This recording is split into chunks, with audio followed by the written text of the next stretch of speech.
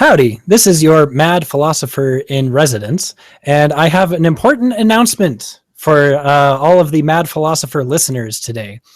I'd like to introduce, of course, myself, the Mad Philosopher in residence, and your new Mad Theologian in residence, James. Say hello to the people, James. How you doing, everybody? It's great to be here. It's great to be your Mad Theologian tonight, or today. Depends on when you're listening to this. That's the magic of podcasts. You can listen whenever you want. 100 years from now, somebody will be listening to this and be like, day and night has long since passed, but I'm still listening.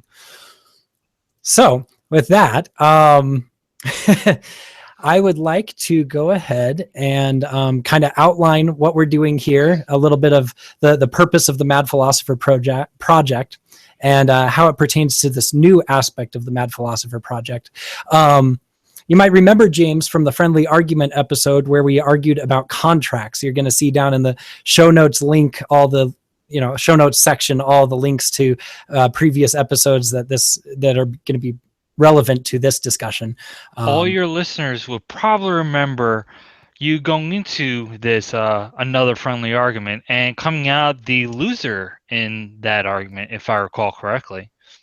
Well, if you look at an argument as a contest, maybe. But if you look at an argument as, a series of coordinated outlines of premises to conclusions and trying to establish truth, then ultimately we both won in that argument because I do think we came to an appropriate middle ground on the subject.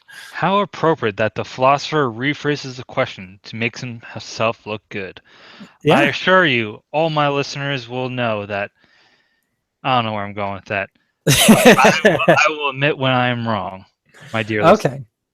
So you're one step up on Aquinas then, but we'll get into that later. Oh, my goodness. So, James, if you would not mind, would you go ahead and give us a quick description of what you believe the exercise that is philosophy? If you give us a quick description or a definition while I pull up my old definition. Well, my working definition of philosophy is, very broadly and very specifically at the same time, the love of wisdom, what, the word actually itself means. And the great question of philosophy, I believe, is what Socrates says, how to live a good life. So the great mission of philosophy and philosophers is, or at least should be, how do you live a good life? How do people do that? And everything else kind of comes from there. Metaphysics.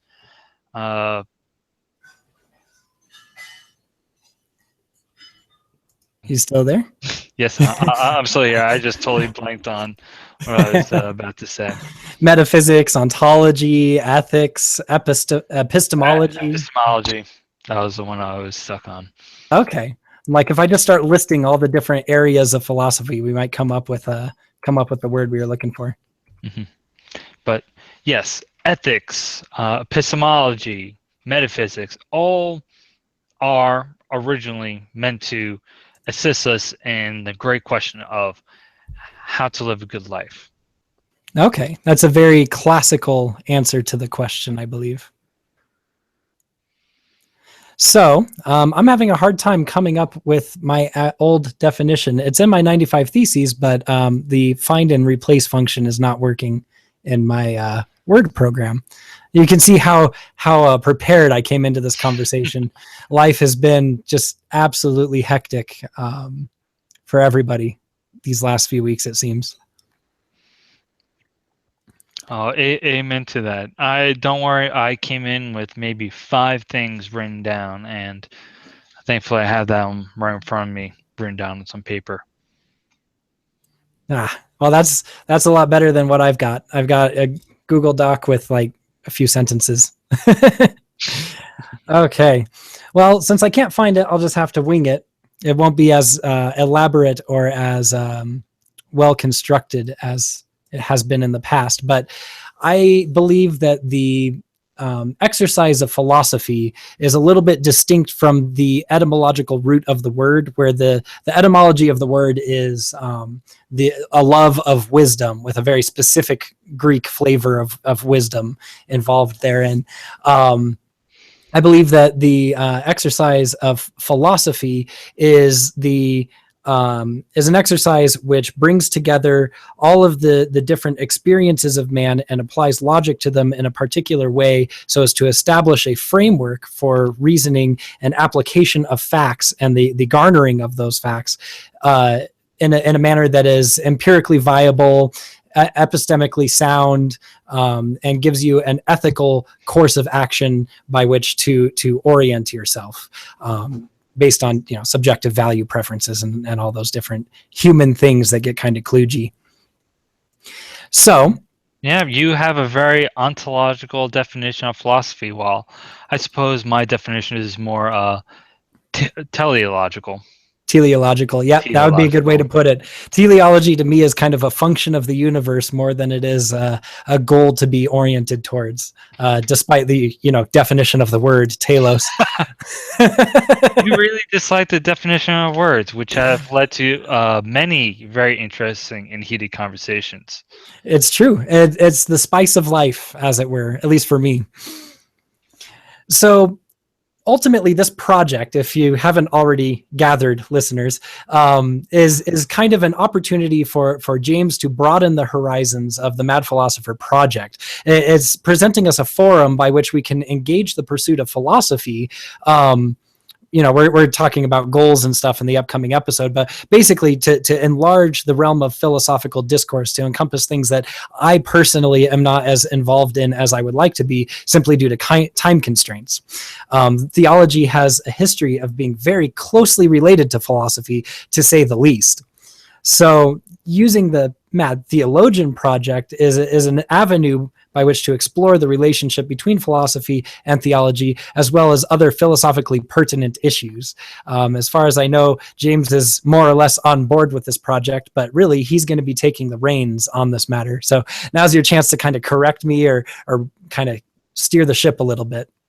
Oh, absolutely. That's I really admire the Mad Philosopher project that you have been taking on upon yourself. And you're right. There is so much philosophy, so much theology, so much knowledge out there that it's doubtful that any one person can ever learn it all or be an expert in it all. And I don't claim to be an expert in theology, don't get me wrong, but I am a strong student of theology. And I really admire the project that you have going on, and I hope that I could extend that and, hey, possibly extend your listening audience. Not everyone wants to listen about philosophy all the time. Not everyone has the philosophical vocabulary. I dropped a couple big words, epistemology, earlier, for instance. But it's true. But my main goal in theology and Mad Theologian will be to make it very accessible to the layperson, not just your own listeners who are listening for the anarcho-capitalist side and the philosophical parts of your podcast and blog, but also the average person can learn a little bit more about God and the study of God and so forth. That sounds like a good approach. I've always tried to be accessible to the lower common denominators, but I have a hard time because I get very heady with vocabulary. And like you said, I don't like a lot of colloquial uses of words, so I kind of craft my own definitions. So you need a little bit of a anarchist lexicon to be able to understand what I'm saying half the time. Yep. Next time that you release your new book, Mad Philosopher 2016, you should definitely put a glossary in the back. Unfortunately, it's already on the shelves and lacks a glossary. Oh, However, unfortunately, that is a very strange thing to say about your own writings. it's true. It would be a major selling point to have some sort of decoder ring to be able to make sense of what's in the book.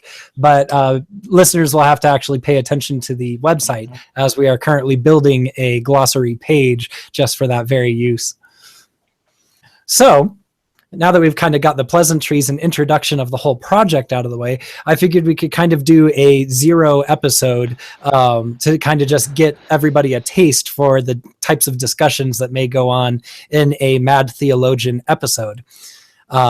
So the general outline that I have for this portion of the episode is to just present what many have called a quote unquote bold claim, which, if you know me, there's no such thing, that can kind of launch us into a discussion, and we'll see how far that takes us.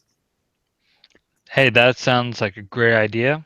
And yeah, let's get right into it. What is the bold claim of the Mad Philosopher? So this claim has caused no small amount of consternation between myself and the wife of Mad Philosopher. But my bold claim is that theology is a field of study within the realm of philosophical thought. And I presume that the wife of Mad Philosopher says it is not, that it is two independent, though related branches of knowledge. Yes, which seems to be the more mainstream conception of theology and philosophy, at least within Catholic circles. Within Catholic circles, or at least the extremely Orthodox Catholic circles, which you and I have spent most of our time in, the typical construction is philosophy is a handmaiden of theology. I knew you Those would were bring the that up. exact words, and has been repeated to me several times. And one of the reasons why I am the Mad Theologian is that I went to a very Catholic, a very Orthodox school, and I will get into arguments with other theology majors and even other philosophy majors who just did not like philosophy that much and just said that over and over and over again. And I said, no, like, that is not what no philosopher, no believer in philosophy will actually say that unless they were actually an Orthodox Catholic person who loves theology. With that said, I would disagree that theology is not a branch of philosophy, or at least not in the way that you are constructing that statement. Okay. I figured we'd have at least some degree of debate involved in that claim. Before we go too far down that rabbit hole, I would like to ask you if you know where the quote that philosophy is the handmaid of theology finds its origin. Now, I don't know this 100%, so don't quote me on this, but I am willing to believe that it is Saint Thomas Aquinas. I believe that to be the case as well. Do you know what kind of economic incentives that Aquinas may have been exposed to at the time of writing that quote? Okay, off the top of my head, well, he was a very heavy-set man for a person in the Middle Ages, for a guy who made vows of poverty and such, being a monk. He was a very fat man, so maybe he was taking something on the side. Who knows? Well, with all due respect to St. Thomas Aquinas, who's a very brilliant person, don't get me wrong. Even though I disagree with many of his statements, he is, the foremost of theologians in Orthodox Catholic thought. What financial incentives? I know that he got bishopric at the end of his life. He never officially received it. He was traveling when he passed away on his way receiving it. And but as far as I know, I don't think he ever sold his writings. So I wouldn't know the financial incentives that he would have to say that. Okay, that's a very politically correct answer. Of course, I did say economic incentives, not economic financial incentives. Economics goes much further than just money itself. But Mhm. okay, I'll let Aquinas slide on this episode, but maybe in a future discussion we can get into my favorite theological punching bag. Oh, I would love to hear that in a future episode. But you say that's a very politically correct answer when in reality I did not give an answer at all. That's exactly what I meant. Like I have no idea I have no idea why someone would do that. Okay, I was thinking something along the lines of patronage and employer-employee relationships, and certain cultural incentives that might be in place at the place that he happened to be living and working. Monastery. Yeah, Well, the microeconomy of the monastery. Oh, that's a thing. That would be a fun book to write that nobody would read. No one would read it. I wouldn't even read it. Yeah, I would write it once. I would just submit it and just get it over with. I would never edit it or revise it. It'd just be like, yeah, no one's looking at this one. I just want it to exist because teleology. Yeah. Oh. Man, maybe one day I'll write a paper on it. Okay, so back to the rabbit hole then. If you don't think that philosophy is necessarily a umbrella that encompasses theology, and at the same time you don't necessarily believe that philosophy is the handmaiden of theology, then what relationship do you propose that there might exist between philosophy and theology? Okay. Well, first of all, I'm not one really big on hierarchies of knowledge. Truth is truth is truth.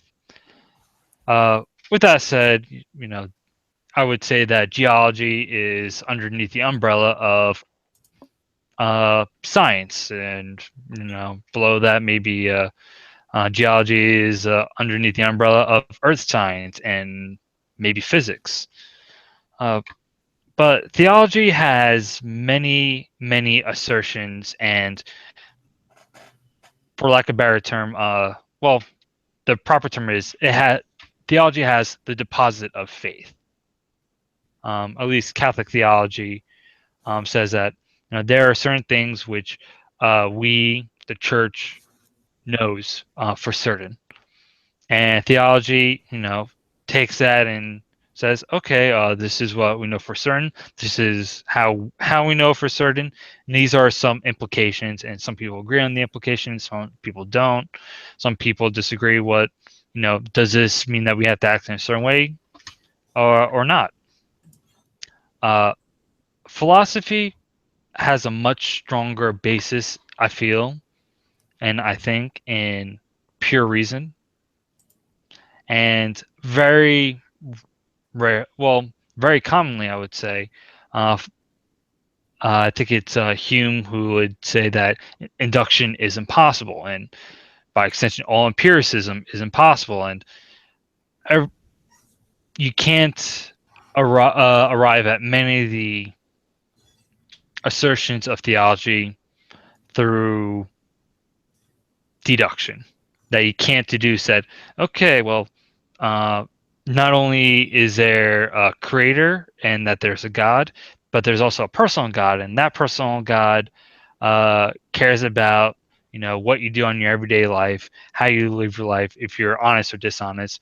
You can't deduce that, hey, once upon a time there was a woman who was a virgin who became pregnant and gave birth to a man who would save the world from our sins. You can't deduce something like that. That is a story. That is something that that's a story with meaning to it, and you can't deduce all that from basic principles. Well, you've convinced me. I guess I'm going to stop writing my 95 theses now. Oh man, this is a really short podcast then. No, I do find your argument fairly compelling. Of course, I'm not a late Enlightenment thinker that is so committed to deduction as the sole aspect of reason that's worth application. But so I do agree with you that you could not deduce from axiomatic principles, from the things that are obvious in and of themselves, to, oh well, yeah, there's a man that lives in the clouds and judges you for your sins and sent his only begotten Son to save everyone. And that's a little bit difficult to do by way of deduction. Yeah, However, there are other aspects of reason that are available: induction, abduction, and I do think that through those applications of reason, in addition to human experience, you can't unless you're a classical philosopher, you can't totally disallow personal experience from entering into these sorts of lines of reasoning, in which case I think you can build a fairly compelling case. You can't do that unless you are a classical philosopher, but then you have a Descartes. That's exactly what he did. He's like, oh, well, you can't really trust your senses and yada, and, pretty much disavowing your experience altogether. And, none what I said is to knock philosophy. Reason, induction, deduction, abduction, all these things are well within the logic, well within philosophy and mathematics. But, things happen which you cannot deduce. History is the most obvious example. You can't logically deduce that, George Washington will lead the American Patriots to victory against the British. You can't deduce that Americans and British and all these nations and countries and governments of the world exist. You can't deduce that from first principles. You could take these facts and make deductions, but experience is experience, and theology specifically talks of a certain type of experience. A religious experience, as it were? That would be exactly right. It is a study of religious experience. I think they have a field of philosophy for that. It's called philosophy of mind. I can't say that I'm too familiar of philosophy of mind.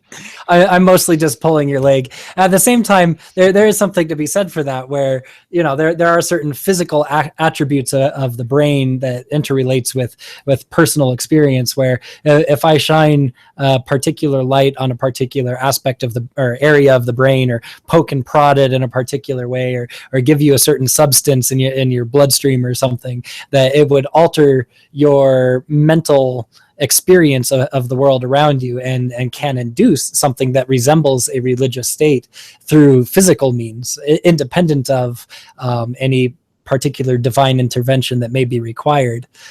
This is an interesting point to bring up as we discuss the relationship between areas of philosophy such as physics, and try to tease apart this relationship between the philosophical line of questioning and reason and the theological line of questioning and reasoning when we begin talking about things like religious experience. No, that's absolutely right. And religious experience, I wasn't using that just in the sense of, let's say, ecstatic experience, or seeing visions or apparitions, but of the more broad of seeing something, something possible. Miracles would be part of the so-called religious experience. Now, I've never seen a miracle, or at least if I told anyone that I saw this miracle happen, no one will say that it's a miracle. But there's no denying that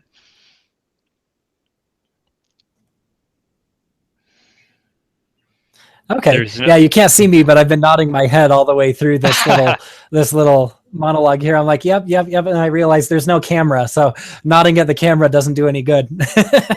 Oh yeah. But yes, I do agree with you that in the same way we can look at a sort of historical narrative, we can kind of garner secondhand experience. We can also garner secondhand experience of religious aspects, more than just ecstatic visionary moments where the angel comes down to you and hands you the golden tablets with the sacred writ right on it, or something like that. It can also encompass things that are a little more mundane in appearance, even though they might be very unique as a sort of metaphysical or ontological event. So still trying to remain on topic with digging down this rabbit hole of the relationship between philosophy and theology. A position that I've held in the past, and I believe I've expressed this opinion to you back in college, back at Ave Maria, was that philosophy starts from the ground and works its way up, and theology starts from the top and works its way down. But ultimately, they're both trying to conceive of a complete worldview that kind of not exactly, but as a metaphor, is kind of looking for a grand unified theory of human experience and human teleology. Is that a kind of does that mirror your current understanding of the relationship between philosophy and theology? Yes and no. Philosophy, I don't think is just about the ground up. There are plenty of philosophers who did try to do that, and they try to, for instance, base all language on logical principles and build a language from the ground up. And that did not work for them for obvious reasons, least of which of language is really, really complicated. So a lot of philosophy, and I never really thought about it, but maybe all philosophy requires some sort of observation, some sort of experience. Now, theology, they are, you start off with, big idea. Here is something divinely given to you, this people, chosen people, the Jews, the church, what have you. And from there, people try to tease apart it. That one, the central, probably the central dogma of the Roman Catholic Church is the Eucharist. There's something up there. There's a sacrifice, and what looks like bread and wine, smells like bread and wine, tastes like bread and wine, is actually flesh and blood of the Lord and Savior, Jesus Christ. That's something that theology, starts with. That is their, this is what we know section. And from there, people try to answer, okay, how is that? How do we describe this? What does this mean for our daily lives? Well, philosophy would much more likely have, okay, this is what these are the specific instances of our daily lives. This is what we know or what we think we know. What does this tell us generally? What is the big idea behind all this? So in that sense, I would agree that philosophy is building upwards while theology is, going downwards. But Okay. it works. But in reality, I feel that philosophy starts somewhere in the middle. And theology also starts somewhere in the middle. That philosophy, Socrates is the big one. It's like, okay, justice. What is justice? Oh, well, justice is X. Oh, how do you know that? And yada, yada, yada. He's starting off with a pretty big idea, justice, and trying to pull out specific instances of this and specific mandates of individual behavior. And theology, same thing, is, okay, God is love. Okay, what does that mean that God is love? And da-da-da-da-da, and you create, some sort of conception, some sort of cosmology, which, God is love, or the Eucharist, or angels, is you place this cosmology, which is above these, smaller ideas, more specific ideas. Okay. I'm sympathetic to that description of the relationship, and is much more articulate than my kind of just top down, bottom up comparison. And I like it. And I've been kind of dancing around the specifics of transubstantiation, obviously, because it's a deep and involved subject that you could do entire podcasts alone, like hundreds of episodes on just that one subject alone. But we're definitely approaching it and kind of getting close to touching it and then going around. And I don't want to touch it because that exactly what you said. It is one of the great topics, and we could make a whole Mad Eucharist. No, I shouldn't say that, but so Mad Eucharist podcast. Mad Eucharist podcast. Yeah, you can dive deep into it, and we could spend days talking about it, and still have plenty of material left over. Fun piece of trivia: Eucharist is the Greek word for Thanksgiving. So technically, you could just have a Mad Thanksgiving podcast and just give it the name Mad Eucharist. Cause all sorts of consternation amongst the more traditional types. Oh, that's pretty good. That would be Mad Thanksgiving. Not what people would expect. No, if I were to say I had a Mad Thanksgiving, I don't think it would mean the same thing. Yeah. Okay. So one of the things that kind of stood out to me while you were going through your description of the two different approaches and the way that they use similar tool sets, but they don't direct them towards the same ultimate end. I kind of feel like theology as a field of study really came into its own in the late ancient period or early Middle Ages in the Christian world. And it really doesn't exist anywhere else until the modern era. You have the Sanskrit texts and the Hindu and the Buddhist writings, but they are very unique in that their philosophy and theology is totally intertwined. There's no distinction between the two. Only in the Western world do you find a distinction between theology and philosophy, which I think kind of, like I said, came into its own in the late ancient period and early Middle Ages. Is that kind of your understanding of the history of these fields of study as well? Oh yes, certainly. There was maybe a little bit of hope in the Islamic world, where they had extensive writings of Aristotle before the so-called Western world had it integrated in their own mindsets. But then there was a great collapse of Islamic thought in the Islamic Golden Age with the Mongols coming in and destroying Baghdad. And there's also I can't remember the name of the person, but he wrote strongly against Aristotle and the Islamic philosophers, a lot of whom idolize Aristotle and the Greeks. And he called for that the only way that you can have true knowledge is through the Quran and through mysticism, and not through reason. In the West, the interaction and interplay of theology and philosophy is very complicated, and maybe another podcast knows more about than I can. There's a couple points to note.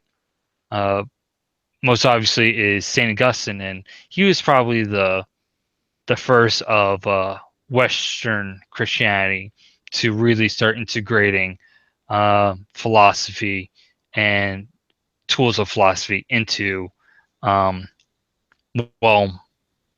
way of thinking about God, thinking about the cosmos, thinking about faith. Okay.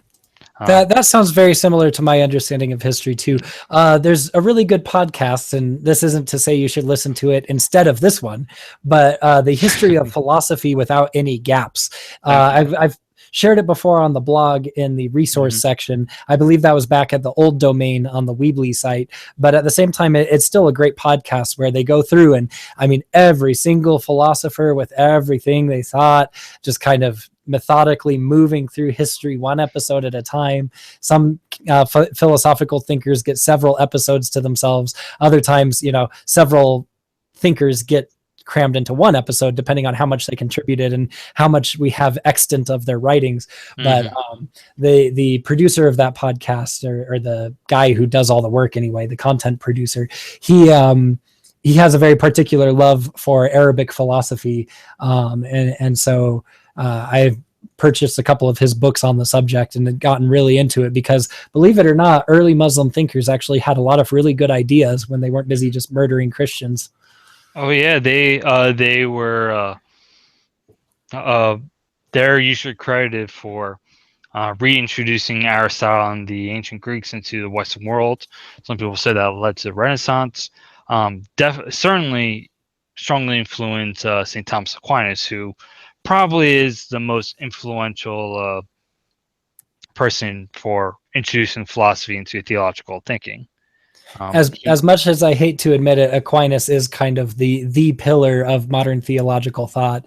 And like you said, Aristotle was introduced into the Western scholastic canon right at the same time Aquinas was coming into his own. So he really jumped on the Aristotle bandwagon because that's what was popular at the time. And you can definitely tell reading the Summa Theologica and his commentaries on the Nicomachean ethics and such that he definitely did his reading in early pagan philosophy. Oh, certainly. I'm so embarrassed I can't remember the philosopher's name, but he refers to one of the Islamic philosophers as the commentator because he wrote all these commentaries on Aristotle, and he held it right up there with the philosopher Aristotle, or with Saint Augustine. He's probably the next most quoted after Augustine, Aristotle, and the Bible. This commentator. I'll try to look up his name later. Yeah, it's right on the tip of my tongue. I know it, but I'm drawing a blank. It's not Ibn Tufayl. I'm drawing a blank. Oh well. Listen to the History of Philosophy Without Any Gaps podcast, and I'm sure it's in there somewhere. Okay, so the reason why I'm bringing up this sort of relationship on a historical level is because I do think you're correct in asserting that early theologians kind of borrowed all of the tools of philosophy to integrate into a system that until that point wasn't largely systematized. There's a popular line of thought and a lot of iconoclastic Protestant strains. So in other words, heretics, but we don't have to get into it right now. About how, Christianity existed independent of a lot of the ideas that we now have in the Catholic Church, and that Paul, in his writings and in his evangelization of the pagans, kind of built the Catholic Church out of nothing, kind of created it whole cloth using snippets of what Christ actually said and did. And then later on in Constantinople, we have the Council of Nicaea, or I guess it's in Nicaea, but under Constantine, you have the Council of Nicaea. Mm-hmm. And in the Council of Nicaea, then you have the Bible get put together from all the extant texts that are just kind of laying around.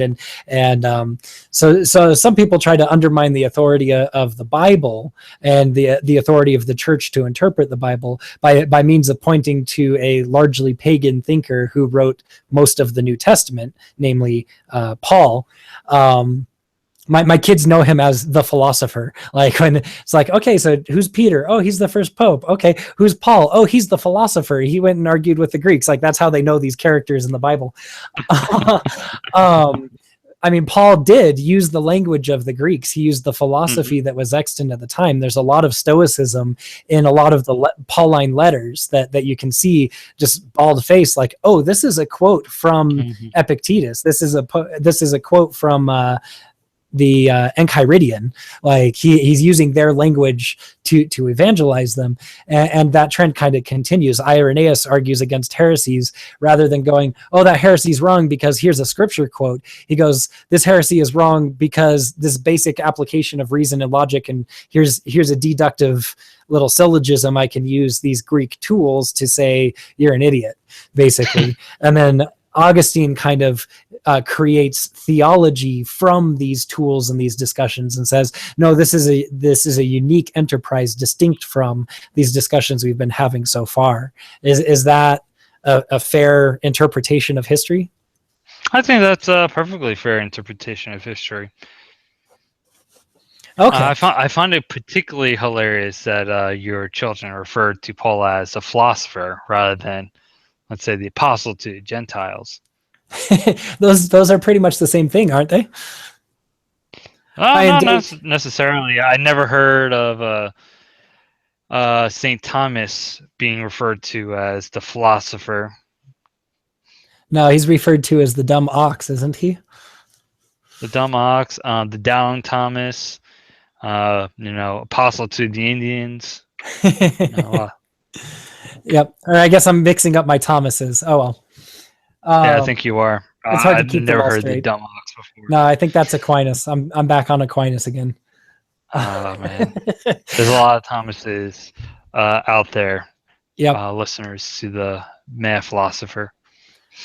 Okay, so I was going somewhere with that line of questioning. I got derailed by getting my Thomases confused.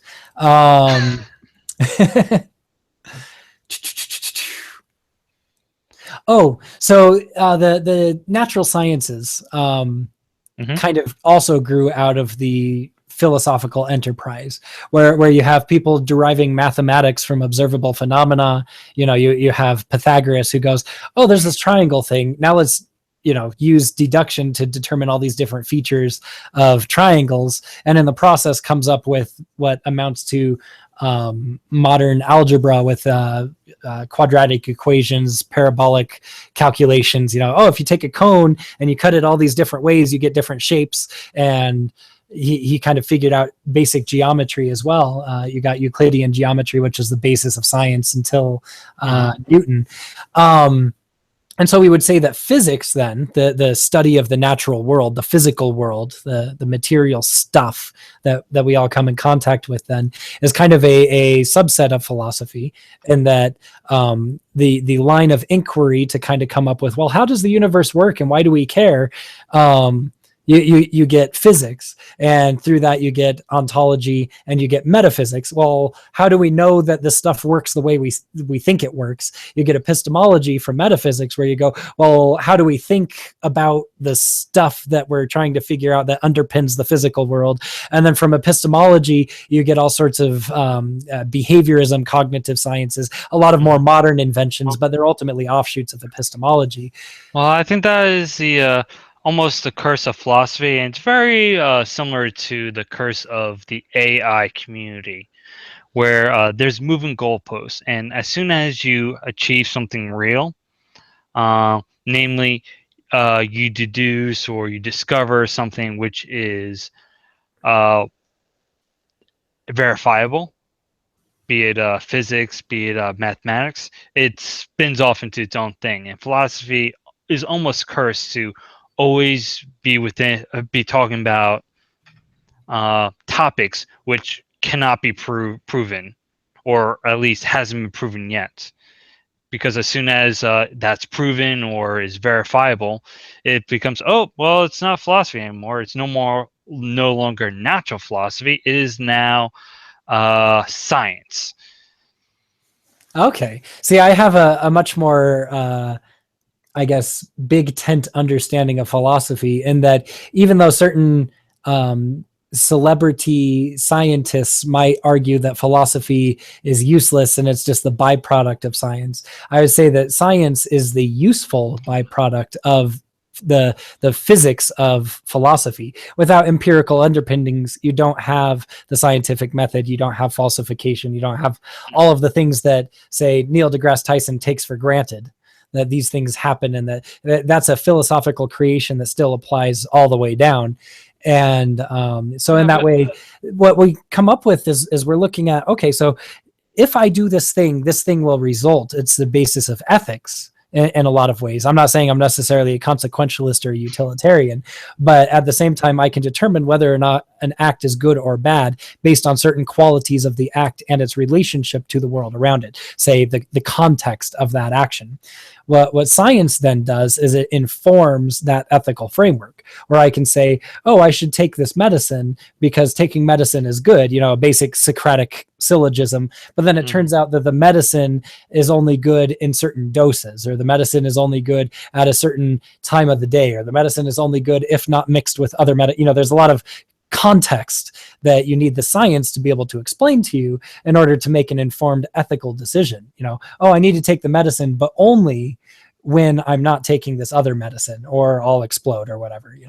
We'll get into different biological issues, but I mean, because of that, then I would say that these are different fields of philosophy that are interrelated, but they are ultimately directed at the same end and should still be considered philosophy qua that pursuit. Well, I would take issue because one, we are running into the differences in our differences of definition of philosophy, and your own definition has something very, very broad. It's almost as if any field of rational inquiry you would consider philosophy, and I wouldn't use that. My definition is much more narrow, that philosophy has a particular purpose, and that purpose is how to live a good life. And I think that philosophy would, yeah, you're correct, that how to live a good life. Part of living a good life probably is living a long life that is healthy. And yeah, you're right, in that philosophy can inform you, has a syllogism of, I should take this medicine because taking medicine is good for me and it prolongs this particular goal of living a long, healthy life. And that's a good syllogism, can get you to that point. But saying that all these different fields of study is subsets of philosophy seems to have a much, much broader term of philosophy than I would be comfortable with, and I think a lot of scientists and such would be comfortable with. Namely, philosophy. You think that philosophy is any rational inquiry. That's not an unfair assertion. I would at least call it scientia, which is the basis of our word for science. Which is one of the reasons why I try to avoid using the term science in broader discussion, is because, biology, chemistry, quantum mechanics, all these different things are actually physics, just applied in different directions or to different. Perhaps I should clarify for my listeners and your listeners that whenever I do use the term science, I am referring to empirical study. A lot of people would say that, oh, theology is a science. I would never make that assertion, because the classical sense, scientia, you're correct, is anything that is known, and that's more broad than things that are empirically verifiable. Agreed. I mean, so in that regard, I'd consider scientia to be the foundation on which philosophy is built. I'm sure if we tried hard enough, we could come up with a realm of rational inquiry that I would not necessarily consider philosophy in its own right. However, I do think that theology is properly oriented so as to land in that very large tent that I understand that yourself, and especially like you said, certain scientists that are very famous would be very uncomfortable even addressing that big tent definition of philosophy. So I can understand it. Well, I still assert that I'm right. Obviously, I can understand a different approach for rhetorical reasons. I almost dislike that you have very broad definition, because that definition doesn't tell you anything. That what is philosophy? You could say almost anything is philosophy, or any question would be a question of philosophy. What should I have to eat today? That's a question of philosophy, because that opens up a line of rational inquiry. Okay, I would say at a minimum, it's informed by philosophy by way of ethics. But yes, what I should eat for dinner is not necessarily a philosophical question, but I would argue that philosophy is involved, even if you're not paying attention to that operating system. I actually found my definition of philosophy, and then I can launch into my final jab at theology, and then give you your chance to present a full defense of it. But I would argue that the definition of philosophy is that it is the human pursuit of the creation of an internally consistent, logically sound, empirically viable, and universal worldview which possesses ethical agency, utility, and ultimately truth. And so with that direction, with that kind of telos that we've set up for philosophy, that's part of the definitive quality in this case, I would argue that theology is required, because that's the only way that you can acquire what's often referred to as capital T truth. You can't acquire a relationship with the divine. You can't acquire a relationship with the omni, the omnibenevolent, omniscient, omnipotent, all the omnis that you can assign to God, without first having that awareness of him.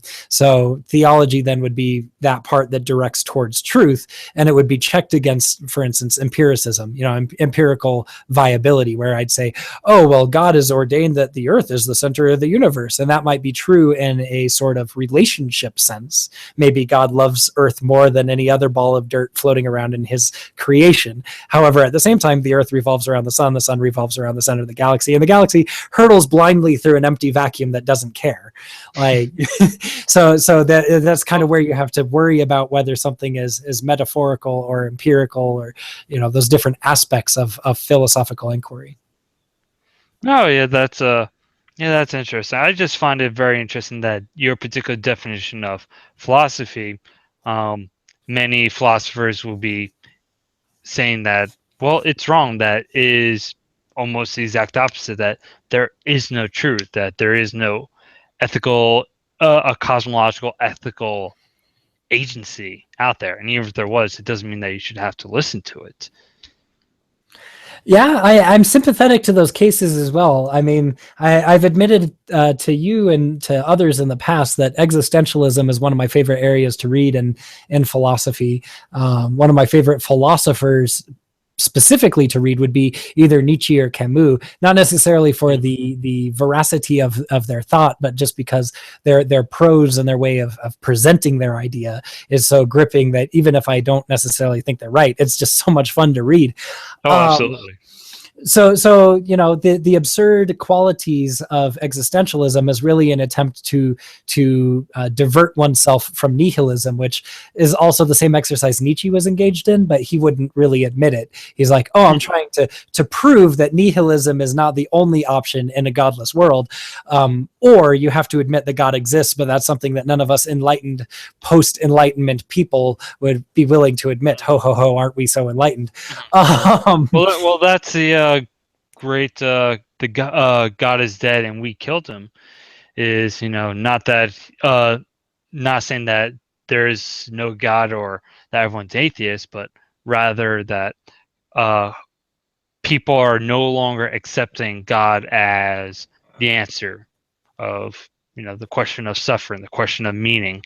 People aren't trying to say, oh, because of God and this theological spiritual reason. People at that time were really starting to abandon that, and that was his commentary. Okay. So then in that case, because of the relationship between philosophy and theology, would it be fair to assert that philosophy ultimately is well, for lack of a less scathing term, a godless endeavor in which man is focused on man? How do I live my good life?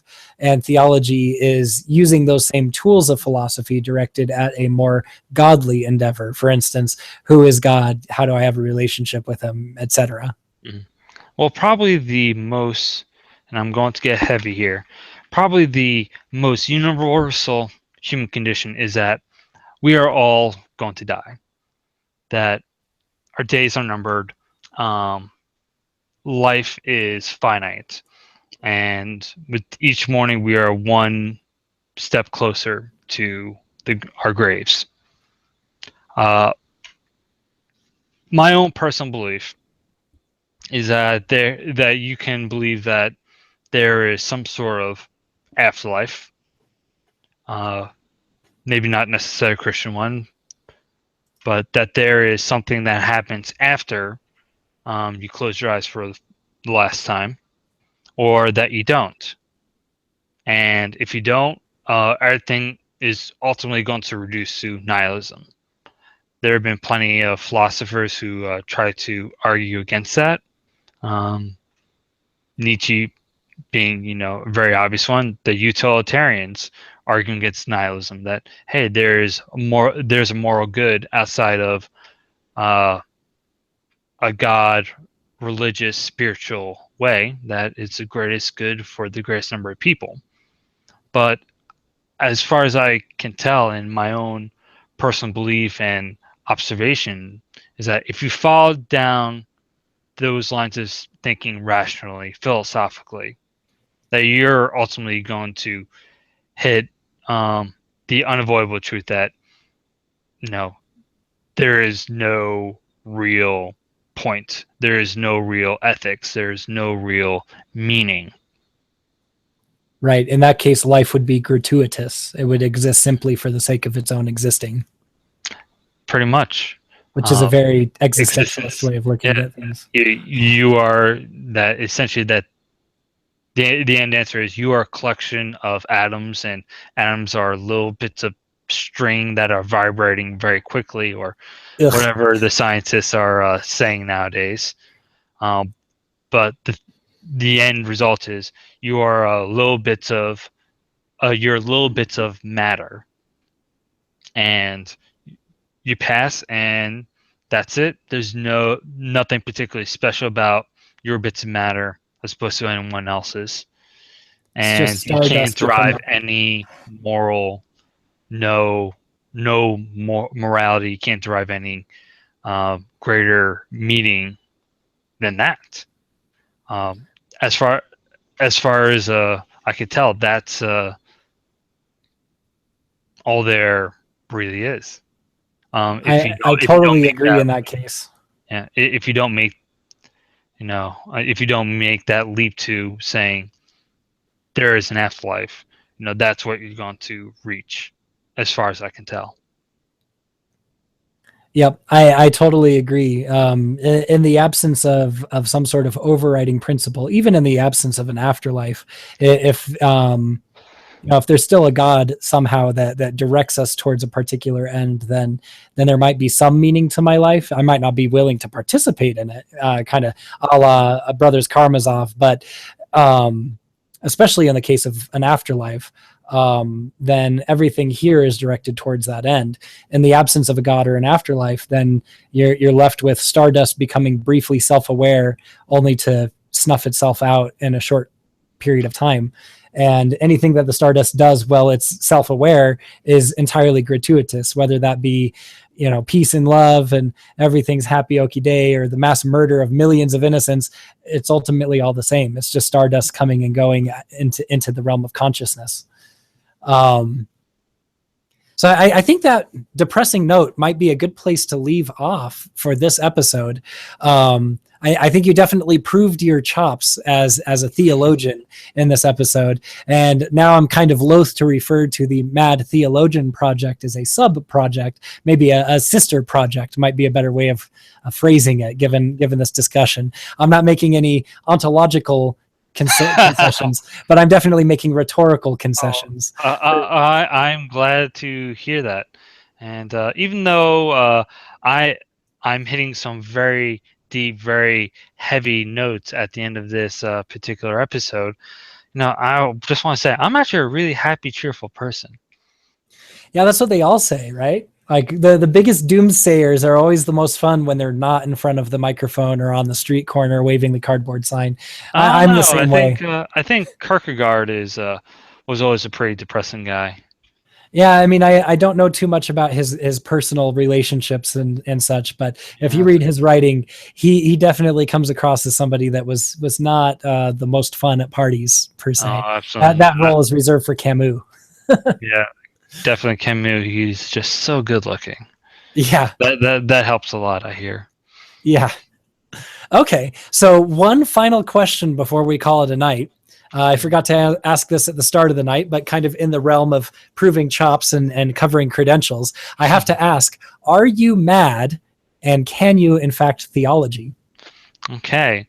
Can I in fact theology? I think the answer I've shown today is yes, I can theology. I can, most importantly, think about religious experience, think and speak about spiritual experience, and make deductions and inductions, and be able to intelligently talk about these topics. So yes, I could theology, and most everyone can theology, as you put it.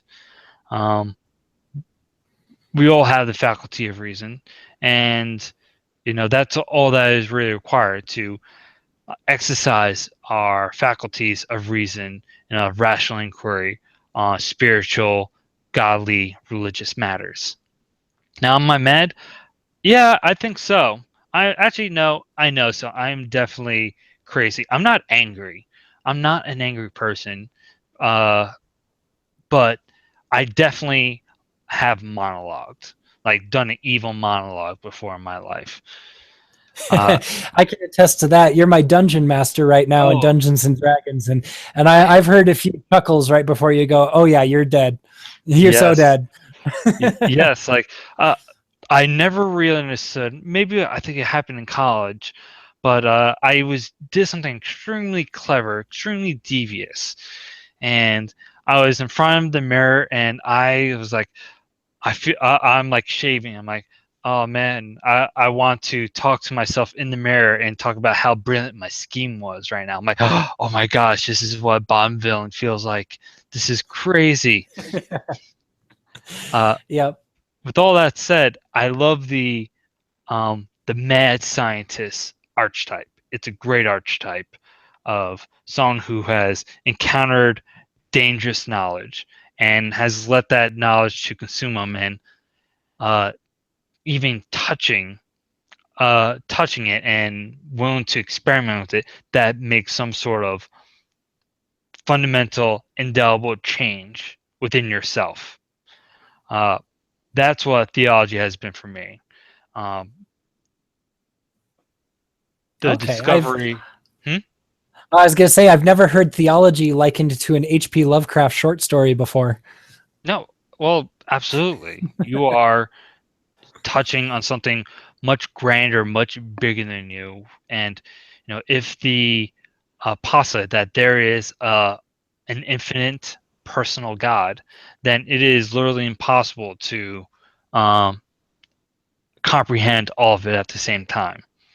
And even just knowing that affects you, that there's an all-knowing, all-powerful, infinite being up there, that has to change you if you really understand that. And with each new bit, it's supposed to change you for the better. Absolutely. That, hey, this is a God of love. That changes you.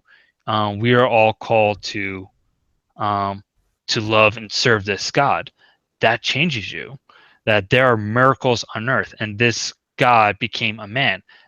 Each little bit changes you indelibly, and some people will see that it changes you for the worse and makes you do something which previously you an agnostic, you an atheist would find thing. But if you're in that space, if you're in that mind space, and if you think about rationally with these postulates and these facts, you end up, what you see is the only possible rational place that you could be, and taking the only possible rational actions that you can be right now. That's a much more uplifting place to end our discussion for the night. I think that monologue, as many comments as I want to make, I'll save them for off air. But that's a very uplifting monologue from our resident mad theologian, definitely stretching his legs and walking the walk as we move into this new adventure with the sister production of the Mad Philosopher podcast. Carpe Veritas, and have a great day.